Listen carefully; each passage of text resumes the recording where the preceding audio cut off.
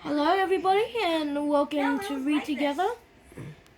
Today I will read Part 1, Reach for the Sky of Grandpa's Great Escape by David Williams.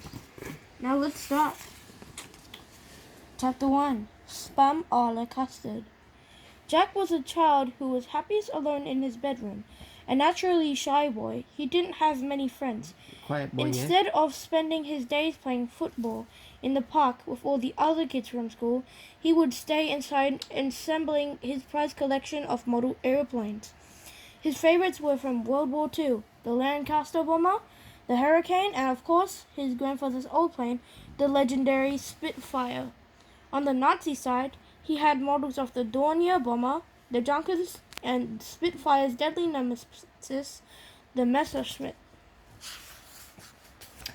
With great care, Jack would paint his model planes, then fix them to the ceiling with fishing wire.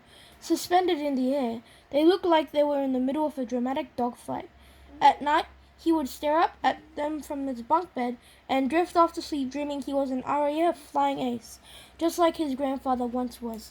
The boy kept a picture of Grandpa by his bed. He was a young man in the old black and white photograph. It was taken sometime in 1940 at the height of Battle of Britain. Grandpa was standing proudly in his RAF uniform. Up in his dreams, Jack would go up, up, and away, just like his grandfather had. The boy would have given everything he had, all his past and all of his future, for one moment behind the controls of Grandpa's legendary Spitfire. His dreams, he would be a hero. In his life, he felt like a zero. The problem was that each day was exactly the same. He would go to school every morning, do his homework every afternoon, and eat his dinner in front of the television every night. If only he wasn't so shy. If only he had lots of friends. If only he could break free from this boring life. The highlight of Jack's week was Sunday. That was the day his parents would leave him with his grandfather. Before the old man had become too confused, he would take his grandson on the most magical days out. The Imperial War Museum was the place they loved to visit the most. It was not too far away in London, and was a treasure trove of all things military. Together the pair would marvel at the old warplanes hanging from the ceiling of the great room. The legendary Spitfire was, of course, their absolute favorite.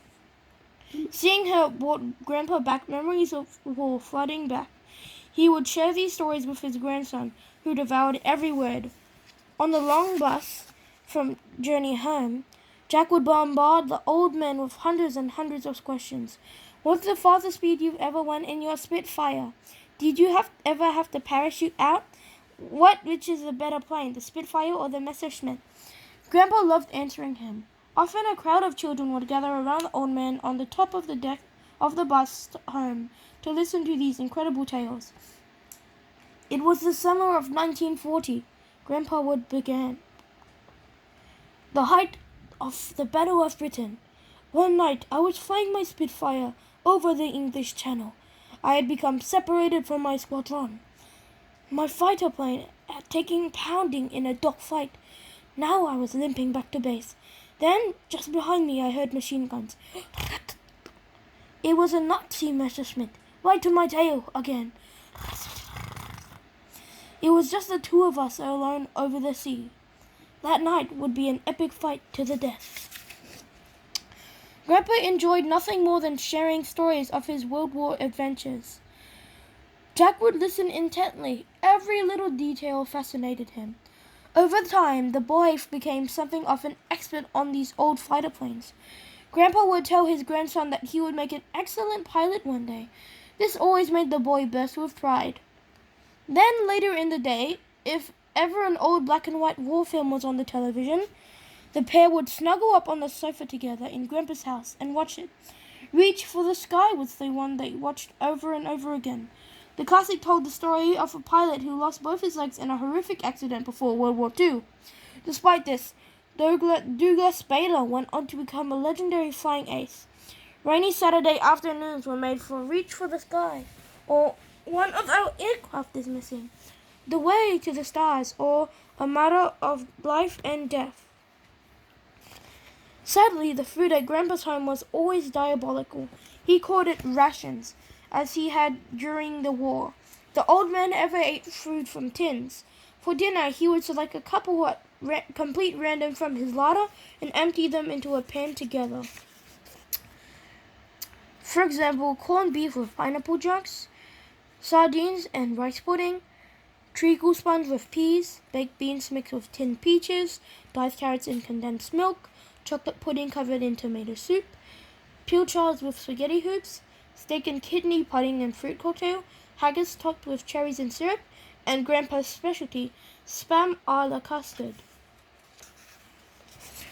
The use of French word gave it an air of poshness it did not deserve. Fortunately, the boy didn't come for the food.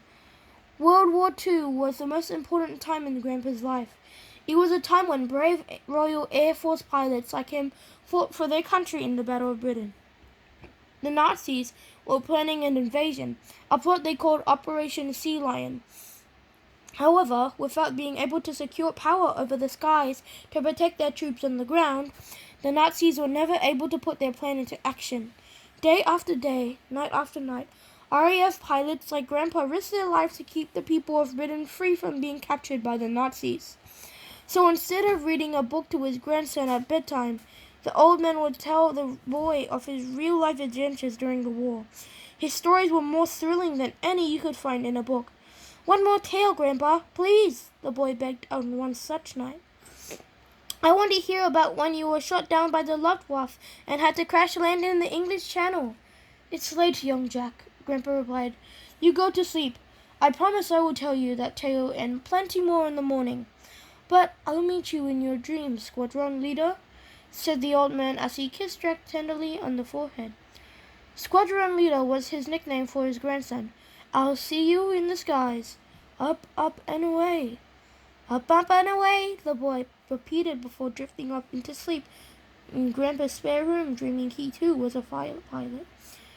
Time spent with Grandpa couldn't have been more perfect, but that was all about to change. Chapter 2, Slippers. Okay, we will be finishing on Chapter 2, Slippers. If you like the video, please give it a like and subscribe, and press the bell. Ring the bell so you are notified when we upload any of our videos. Goodbye. Subscribe.